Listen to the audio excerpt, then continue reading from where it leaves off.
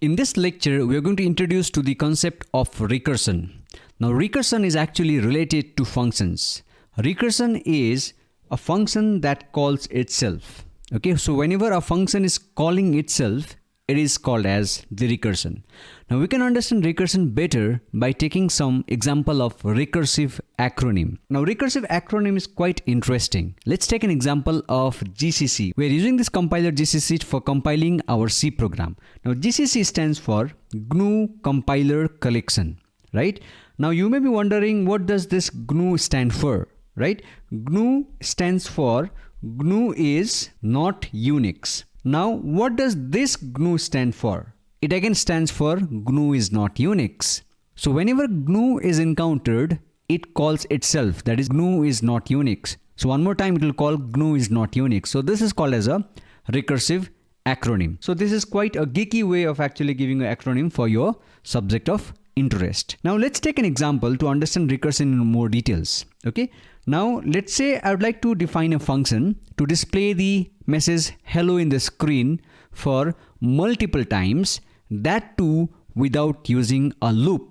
Can I write a function that does not have a loop but it should display the message hello in the screen for infinite times or for multiple times? Let's say I've got this function print hello, okay, which takes no argument. Return type is void. Inside the definition of this function, I have actually printed the message hello in the screen. So now I can write the call to the same function print hello. How do I call this function print hello here? I'll just write print hello. This is the name of the function. No arguments. So, and then you give a semicolon. So this is actually calling to the same function print hello. Now this is called as recursion, because here in the definition of this function print hello, I'm calling to the same function print hello. So this is called as a recursion. Now recursion sometimes helps us to create a loop.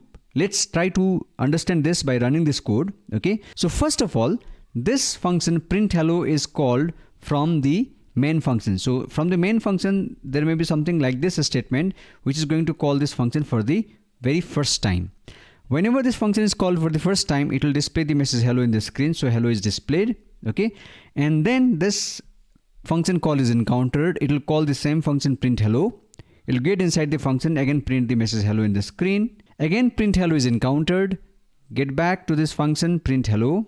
Okay, you encounter this message to print the hello message in the screen. So you just write hello, display in the screen, and then again print hello. So it will again display hello. So it will keep on displaying the hello for multiple times. It will go for infinite number of times. So this is actually creating a loop kind of a structure for me that runs for infinite time. Now it would be really interesting for us if we can put a condition here somewhere so that we can actually limit this to not go for infinite number of times. Rather, maybe we could display the message hello for 3 times or 5 times or 100 times, but we do not want it to go for infinite number of times. So let's try to introduce a condition to this recursion. So if I want to introduce the condition to the recursion, I'll have to take the argument that will take care of my recursion not to go for infinite number of times. So let me assume that I take one argument called as n, right? So whenever n counts to 0, whenever n becomes 0, that means I assume that I do not want to print any message in the screen. I do not want to print hello message in the screen for any time. So I would like to print for 0 times. Okay. So n equals to 0 indicates that. So in that case, what I do is I'll just return the control back to the place where this function was called. So in the main function, somewhere in the main function, I'm going to write something like this, print hello. And then here I'll just pass 3, meaning I'd like to print the hello for 3 times. So I'm making a call to this function for the first time from the main function. So n is being passed from the main function to this function. Okay. So here I'm assuming that n is 3 because I'd like to print the hello for 3 times. Okay. But whenever n becomes 0, this is the base condition. This is called as the base condition. So base condition will help me to stop my recursion to go from infinite loop. So base condition is very important. Whenever you're talking about recursion, just think in terms of base condition first. What is the condition that will help me to terminate the recursion? That is what you should think first. So this is the base condition, right? But if this is not true, that means n is something greater than 0. That means it can be 1, it can be 2, it can be 3, it can be 4, it can be any other number, right? So in that case, if n is not 0, that means I come to the else part. So here I'll print the message hello directly in the screen. So I'll write printf hello. That will display the message hello in the screen. Okay. Now let's say initially n was 3, right? So if I print hello for the first time, now how many hellos are to be printed? 2 hellos to be printed, right? So 2 is nothing but n minus 1, that is 3 minus 1. So now I'll make a call to this same function print hello, because I know I've already defined this function to print the hello message in the screen, but here now I pass the argument as n minus 1. So this is making a recursive call to the same function. So this will call the same function here. Now let's try to see how this function actually works. Now to understand this, let's try to draw something called as a recursion tree. So how do I draw the recursion tree is very simple. First of all, I'll call to this print hello function by passing the value of n as 3. So this has been called from the main function. So here I've just given the shortcut name. P stands for print and H stands for hello. I'm actually talking about the same function, print hello. Okay, don't confuse about that. Now whenever print hello 3 is called, okay, this if condition is false, so it will go to the else part. So it has two things to do. It has two activities to be done. The first activity is to print the message hello in the screen, and the second activity is to call to the same function print hello by passing the argument n minus 1. N was 3, so 3 minus 1 becomes 2. So it will go back to the same function one more time by making n as 2 now. Now when n becomes 2, this is false, it will come to the else part. Now for this it has two things to do. Okay, the first thing is to print the message hello in the screen. We are not talking whether the hello is being displayed right now or not. We're just noting down what are the activities that this print hello 2 needs to do. Two activities are there. The first activity is to print the message hello in the screen, and the second activity is to call itself print hello by passing the argument n minus 1. So n was 2, 2 minus 1 is 1. Okay, so now that means I have one hello to be printed. Right, now for print hello 1, n becomes 1, so this condition is false, comes to the else part. It has to do two things. The first activity is to print hello in the screen, and the second activity is to call to the same function print hello by passing the argument n minus 1. N was 1, 1 minus 1 is 0, so it will go back and call to the function. Now n becomes 0 finally. Now we are actually converging towards the base condition. It is very important in a recursion or in a recursive function to finally converge towards the base condition, right? Initially n was 3, then n was 2, then n was 1, n is 0. n0 is the base condition. So there the recursion should stop. So let's see. So whenever n is 0, this condition is true. So now it will encounter this statement return. Now return will return back the control to the place where that function was called.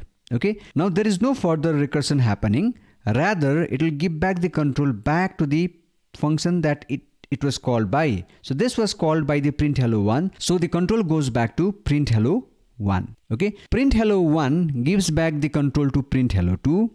Print hello 2 will give back the control to print hello 3. So everything is done now. Okay.